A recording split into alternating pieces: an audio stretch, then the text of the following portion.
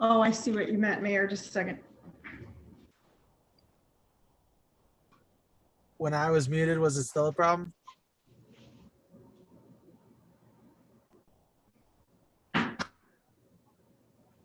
Don't believe so, because I can't hear myself when I'm speaking again.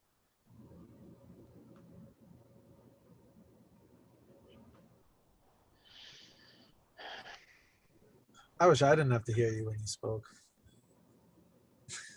Wow. Wow. Really, dude? Okay. Thanks, Beth. Yep. Just have them hold tight, please. Okay. Thank you.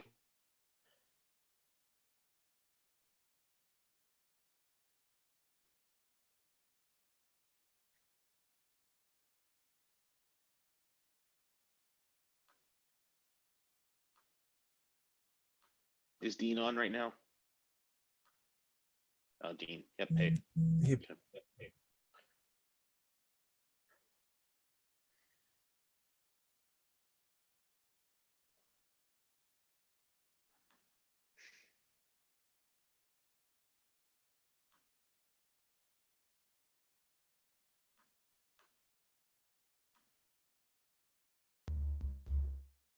Do you want to start and Sylvia can join after?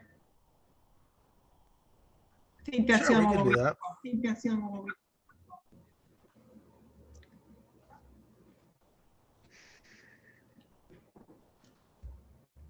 Should I start now, Beth? One second, I'm just waiting. Ethan's talking. Ethan, can you make us live?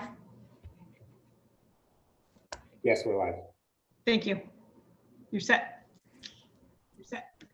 All right, so now we'll be starting the Common Council of the City of Plattsburgh, New York City Operations Committee meeting. It's March 8th, 2021. It's 5:02 in the afternoon.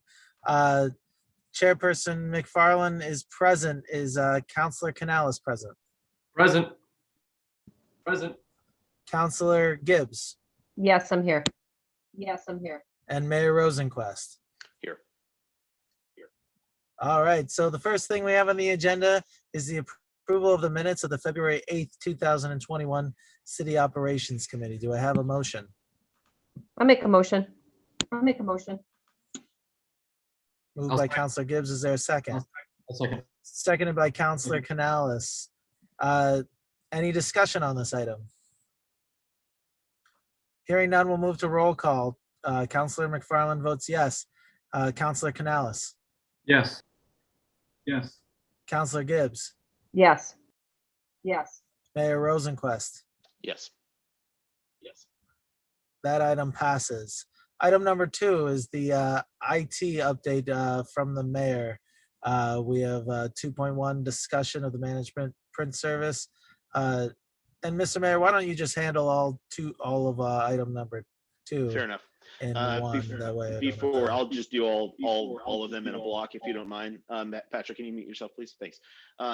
So before I do get into this, I would like to request that, and I understand it's not, I don't like to ask for executive session right in the beginning of a meeting because I know that we have people in attendance, but this is a fairly crucial thing to discuss.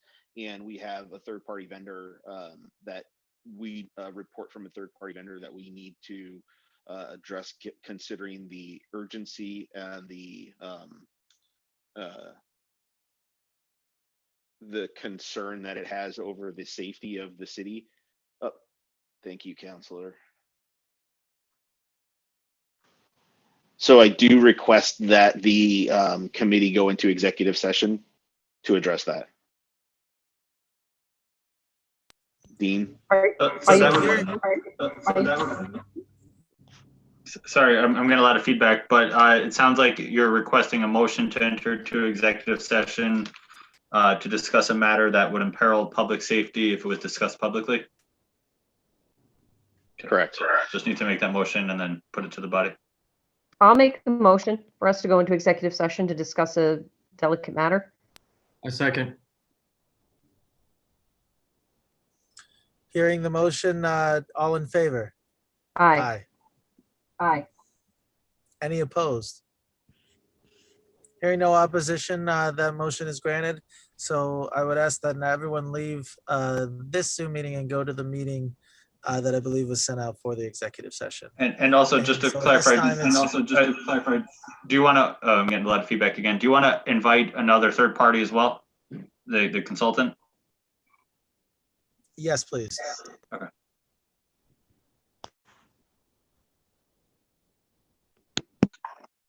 Sorry to interrupt. Keep Okay, going, so Pat. at this time it's Sorry to interrupt. Keep 5:06. going, Pat. At this time it's 5:06. We'll be leaving this to go to executive session, and we will come back when that is concluded.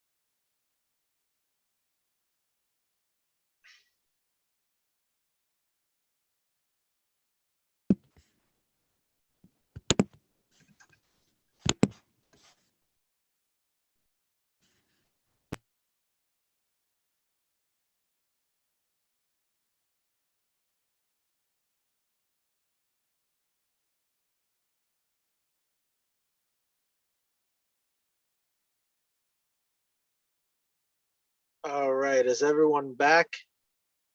It appears so. So, being back on, it's now 6:01. We left at 5:06. Do I have a motion to leave executive session? I'll make that motion. Moved by Counselor Gibbs, seconded by Counselor Canales. All in favor? Aye. All opposed? Hearing no opposition, we're coming out of executive session. Again, it's 6:01 p.m. At an executive session, we discussed things of a sensitive nature that could harm the public if made public, I believe. And now, that being heard, Mr. Mayor, is there any other discussion you wanted to have on item number 2 in the committee meeting?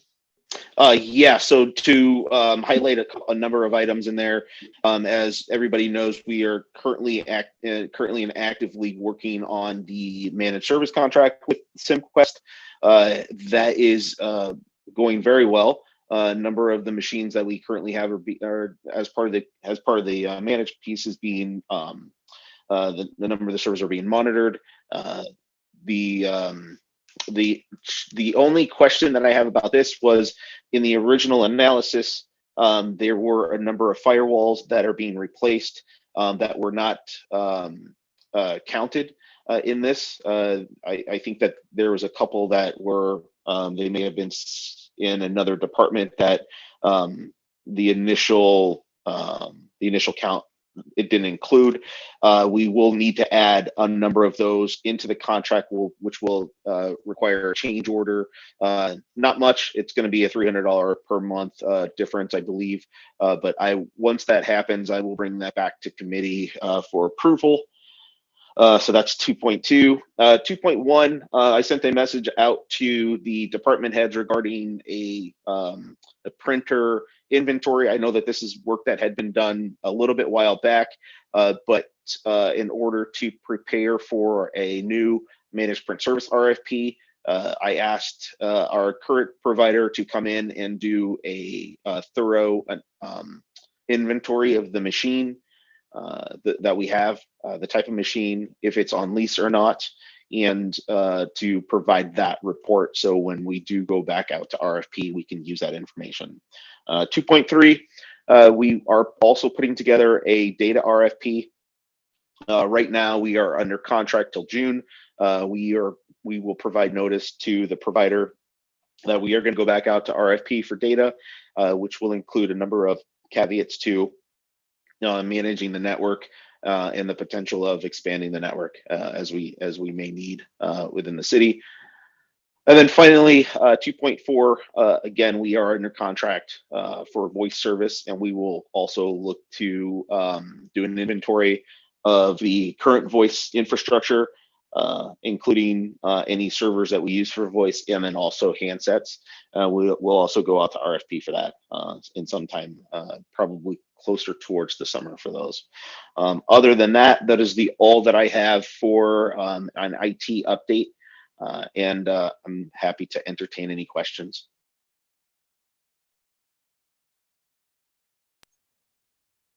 Hearing no questions, we'll move on to item number 3, which is the city clerk. In 3.1, we have discussion city clerk collection reports.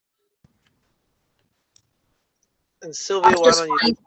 That's just my monthly report of the monies I received in my office. Are there any questions for Sylvia regarding the reports? Hearing none, we'll move on to item number 3.2, which is the discussion of new local law of the mobile food vendor licensing program. Does anyone have a chance to read that and have any discussion items or questions regarding it?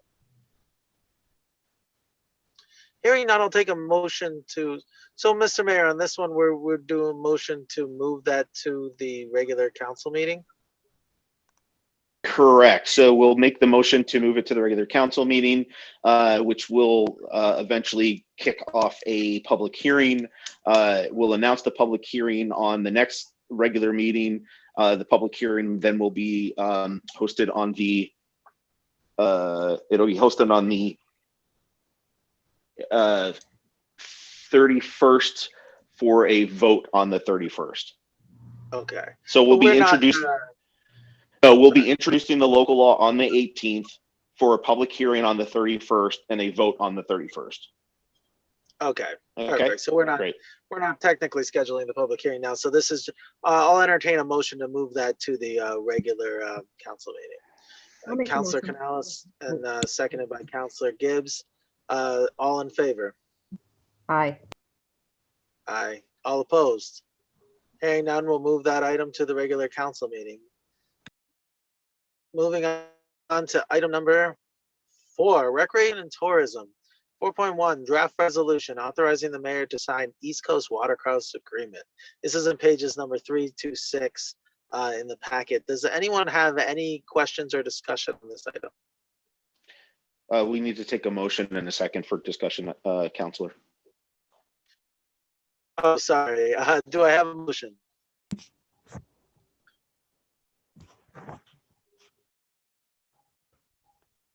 I'll motion. If people are, okay, I'll second it too. So Councilor Canales moves, Councilor McFarland seconds. And just so you guys know, I can no longer see anybody. So that could be problematic. Is there any discussion on this item? Just as an update, this is an agreement that we are going into with the Chamber of Commerce to host a watercross event at the beach. I believe it's going to be a 2-day event that's going to include some celebration, and we'll likely try to look to partner with the chamber to help promote and attract people there. Hopefully, once we pass the food truck local law, we can also promote some food truck events during those 2 days out at our beautiful beach. Yeah, and we had this event 2 years ago. It was a big success. So I'm glad to see it coming back. Any further discussion? Hearing none, all in favor? Aye.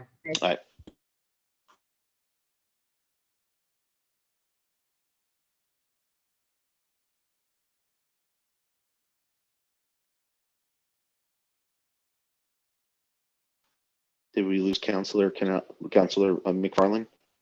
Sort of see- Mr. Mayor, you did. I'm back now, but I am seem to be having some technical issues. Okay. With that in mind, Mr. Mayor, I would make a motion for you to take over being the chair of this meeting. Sure, no problem. Item 4.2, discussion on the venue rental fee structure. That was also included in today's packet. If you wouldn't mind reviewing that packet, it does include a number of rental fees that were outlined in 2019 and something that internally we have been discussing on updating or clarifying some of those venue fees. Sylvia, would you like to comment on any of those?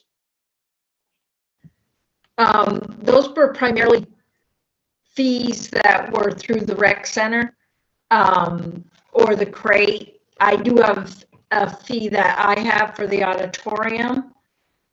So I think it's just, from my perspective,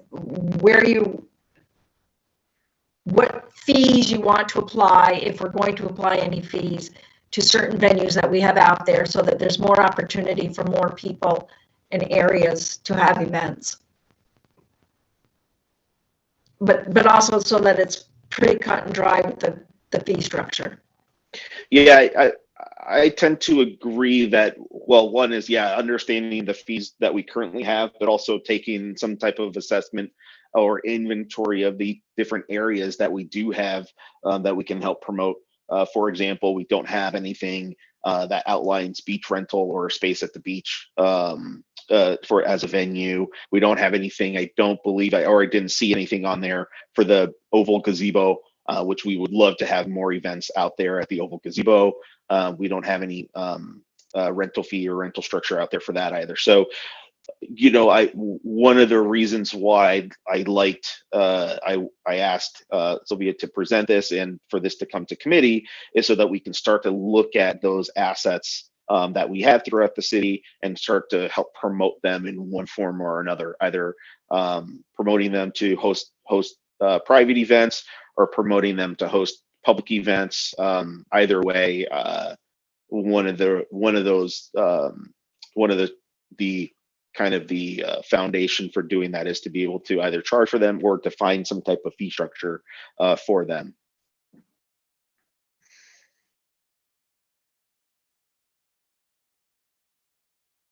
Does anybody have any questions about that? Does anybody have any concerns about that approach of doing some type of inventory of the different areas that we can host events and proposing some type of fee structure for them? No, What any way we we can get more revenue in for the city, the better. I think it's an excellent idea. Yeah, we do want to do that. We also want to be sensitive to that. We're not, these are community resources as well, and we want to make sure that they're available and they look good for people and they're well maintained. And that's kind of what the fee structure would help provide, is to be able to cover the wear and tear on some of these items. So, okay. All right. So we'll work on that. We'll work on that and come back with a more broad and in-depth fee structure for some of these other places. 4.3, Mr. Pomerantz. Is Mr. Pomerantz still here? I hope he's still here. Yep. Okay. Mr. Pomerantz had come to request the use of the Harborside stage. This was a request that was made probably early January, and part of the intention is to get some type of agreement with Mr. Pomerantz regarding the use of that stage on a seasonal basis.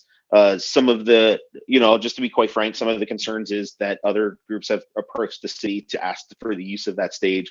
Mr. Pomerantz's schedule lends itself to a Saturday schedule for several weeks at a time. This is an event that he hosted last year, the Harborside, I believe it was like the Harborside stage drive up, and we had people come in and driving up to the stage in their cars. But if we could bring Mr. Pomerantz into the conversation as a panelist, I believe that he could probably speak a lot more intelligently to his program than I could. Mr. Pomerantz, how are you? Good evening. Thank you very much for having me tonight. Absolutely. And thank you all for your time and for your consideration of this request. This program began in the most grassroots way possible. I'm a Plattsburgh native by birth, and even though I work in Albany now as a lawyer since 2013, I remain very closely connected with this area and devoted to it. And this past year, when I moved from Albany kind of back up to Plattsburgh to work out of my parents' basement because the office in which I work in Albany was not equipped for social distancing, conversations began first in our house and then with other people who I know in the area music community around what about drive-in concerts, where everybody was missing music, both from the audience standpoint and from the on-stage standpoint. And after going to a drive-in movie theater in Colchester, Vermont, the concept sort of evolved of, well, could people, like watching a drive-in movie, come into the Harborside parking lot, pull up in their cars, be in a socially distant, safe format, and still enjoy some live music? From that concept, Curbside at Harborside was born and ran for 11 consecutive Saturdays during the summer of 2020. Fast forward to this year, in the beginning of the new year, I started to get emails from the artists who were on last year's program and others saying, hey, can we do it again, or can we do it for the first time? This gives a sense, I would say, of how the feedback was from both artists and community alike. I won't spend the time on it now, but if you'd like, I can send copies to you of letters, emails, correspondence on social media, which talked about how much people enjoyed the chance to get out of their houses in this time of social distancing and social isolation, frankly, but to be able to do so in a manner that was in full compliance with local and state health officials' guidelines, and to hear some live music. The performers enjoyed performing it. The audience enjoyed the chance to either be in their cars or directly next to their cars in nice weather, enjoying these programs. And there was a desire to have it come back this year, which led to my email to initially Councilor McFarland and then also to Mayor Rosenquist as well about the possibility of curbside returning to the Harborside stage in 2021. Best thing about this is we're not talking about any kind of drain on city fiscal resources. All of these artists understand that the structure here is they play for a share of the proceeds, depending on how many people come into the parking lot that night.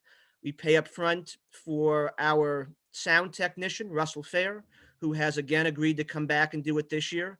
So he pipes the music from the stage, amplifies it through regular speakers, as well as over an FM transmitter into the vehicles of the people in the lot. If they want to, stay in the vehicle, put the air conditioning on a hot night, and put the music over their car radio, again, like a drive-in movie theater. And the money that remains after we pay Russell goes to the artist. It's entirely staffed by volunteers. I'm obviously a volunteer. We've had people who volunteered last year to help manage the parking lot and collect money at the proverbial gate and other such tasks, volunteer ready to come back and do that work again this year. So all we need as far as from the city to make this happen are a couple of basic things. One, of course, most importantly, is the use of that stage at the Harborside, which is already now set up in position, unlike last year. So already ahead of the game in that standpoint. The use of course, of the power source for that stage. And then last but definitely not least, the ability to utilize the city's insurance coverage for the event site. Aside from that, there is no fiscal hit to the city budget whatsoever for a full summer of music to take place at the Harborside. So with that, let me stop and I'll be happy to address any questions that you might have.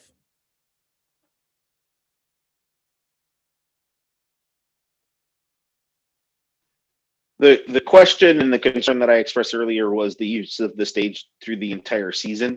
We have had a number of other community groups come to request dates to use the stage on conflicting dates that you have.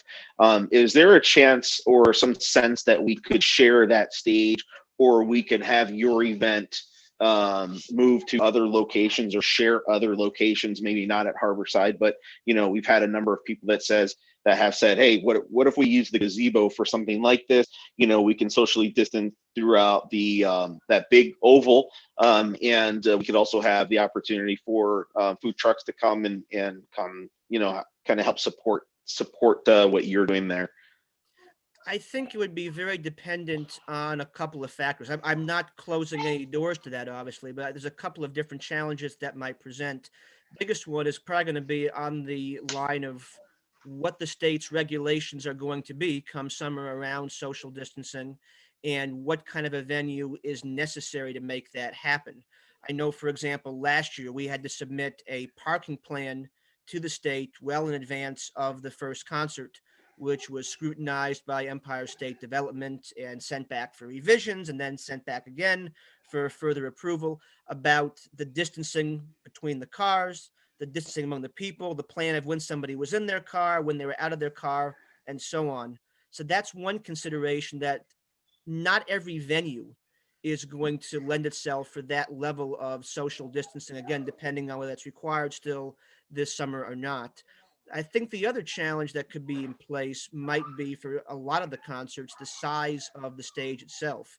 The Harborside stage is a nice, wide, and deep stage.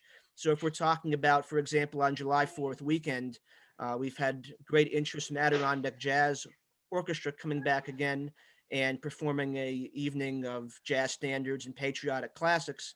That's an 18-piece big band. The gazebo on the oval just simply wouldn't be able to hold all those musicians and keep them far enough apart to meet the safety requirements for their on-stage social distancing as well, because that also is part of the plan that Empire State had to receive from us and scrutinize and ultimately approve. So I think that there certainly are things we could discuss with that, but certainly based on the proof of concept from last year, that Harborside lot, which is now on the radar of state government as being a site where this took place before, was approved before, and went well before, I think to do it a different place might open up a can of worms of, okay, here's another whole brand new round of examinations and approvals from state government again. Mm-hmm. What about the specific day? Again, we have a number of community groups that have also reached out to say, hey, you know, I have a dance troupe that wants to do the performance on that Saturday or a Saturday sometime in June or sometime in July. So is there a sense that you can move the date? It doesn't always have to be a Saturday. It can be a Thursday night or a Friday night. It could. I mean, again, I have to ask the artists because they're the ones who are looking at their schedule and what they can and can't do. And also, I know for them, Saturday night, frankly, is more desirable than, say, a Wednesday or a Thursday because it tends to draw more people. And given that their pay is whatever they take in the box office that night, they're looking to maximize that amount that they're bringing in. The other challenge I'll say from me personally, if we do it on particularly a weeknight, at some point, I'll be going back to Albany, I imagine, before this year is over. Again, if things keep going the way they seem to be going in terms of some progress on the COVID-19 front and things reopening, it would be, I would say, pretty much impossible for me to be able to produce the concerts on a weeknight if I have to be in Albany during those weekdays, which again is why Saturday tends to be the better day from that standpoint. Okay. Okay, well, if it's all the same to the council, we can work something out with Mr. Pomerantz regarding. Sorry, Beth, can you bring Patrick McFarlane in? He's on the phone. He's on the phone right now. He's that 907 number. Thank you. If it's all the same to the council, we can work something out with Mr. Pomerantz, with the city clerk and my office, as well as Mr. McFarlane, to figure out a date and time and schedule for his events and try to coordinate with other groups as well. Yeah, I like that idea a lot. Yeah, Mr. Mayor, I'm not sure if you can hear me, but I think that's great too, because I know one of the issues Ben has is that they need to book these shows well in advance. Mm-hmm. And I definitely want that stage to be used, and it would be a shame if we said, Ben couldn't use it for a certain show and then there's nothing going on. So maybe we can try to get up some dates and leave a few Saturdays, whether it's, schedule, 3 out of 4 Saturdays, but leave a couple here empty for other acts. Because I know, and I understand that people could get upset if we give exclusive rights on Saturdays, which are obviously, as Ben said, the most desirable day. But he has brought in some good acts. Mm-hmm. If the pandemic doesn't let up and social distancing, all those requirements are still in effect, it would definitely be nice to have enough, a full gamut of these Saturday shows. One thing I'd like to add as well, just on the point of other groups might not be keen on the fact that I have the Saturdays booked up, is the fact that it's not really me, in the sense that there's no curbside at Harborside business, right? I'm just a volunteer who wants to bring music to the community. It really is geared at or geared toward the groups who are going to be coming in. So we're talking Plattsburgh Gospel Choir for 1 week, and we're talking Adirondack Jazz for 1 week, and we're talking a couple of weekends linked up with Hill and Hollow Music and Piano by Nature and the Battle of Plattsburgh group in September. So we're not really talking about so much me having it for the whole time. It's groups that have come to me based on what we did last year, saying, hey, we want to be a part of this. So it's really one by one by one. It's not so much me booking up the stage for the whole summer. It's just I'm the vehicle to get people onto the stage, in the sense of I did it last year, and so folks came to me with those requests for this year. Yeah, sounds good. Sounds good. All right, thank you very much for your time. Have a nice evening. Patrick, did you have anything else? No, not right now. Mr. Mayor, I would ask that you continue chairing the meeting, though, because I'm now driving since I was having the technical issues, so okay. I don't have access. Okay, yeah, no worries. So that was item 4.3. Item 5.1, draft resolution authorizing the mayor or his designee to sign a dependent eligibility verification agreement, pages 7 through 13. Motion. Take a motion by Councilor Canales, second by Councilor Gibbs. Discussion. This is the same conversation that we had not too long ago regarding dependent verification of our, dependent verification of the use of our healthcare. This is an exercise that we'll go through, and just to confirm, it's simply an audit. I do want to, and same thing that I communicated to the leadership of our unions. This is not a gotcha moment. This is simply an audit of the system and the service that we use to make sure that it's being used effectively and appropriately. Any questions? All in favor? Aye. Aye. Opposed? Aye. Carried. Item 4.2, draft resolution authorizing the mayor to sign an addendum for grandfathered groups without preventative in Blue Shield of northeastern New York. I'll take a motion. Motion by Councilor Canales, second by Councilor Gibbs. The discussion on this. So this is vaccination coverage of, and we're adding this coverage to healthcare programs within the city that are currently not, where the vaccination currently is not covered. This is a cost to the city. This is not a cost to the city worker. This is, it's a requirement for us to be able to cover vaccinations in, for those folks on programs that don't currently cover vaccinations.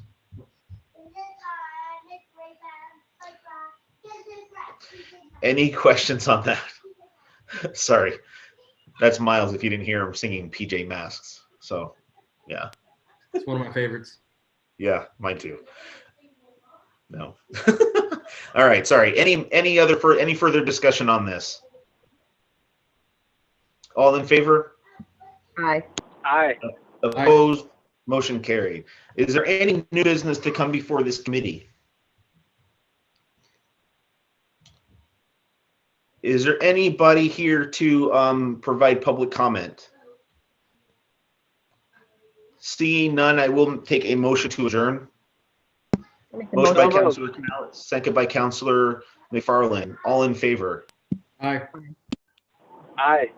Thank you. We are now adjourned. And I appreciate everybody sticking around for this. Was a little bit long one, but I do appreciate your patience, folks. All right.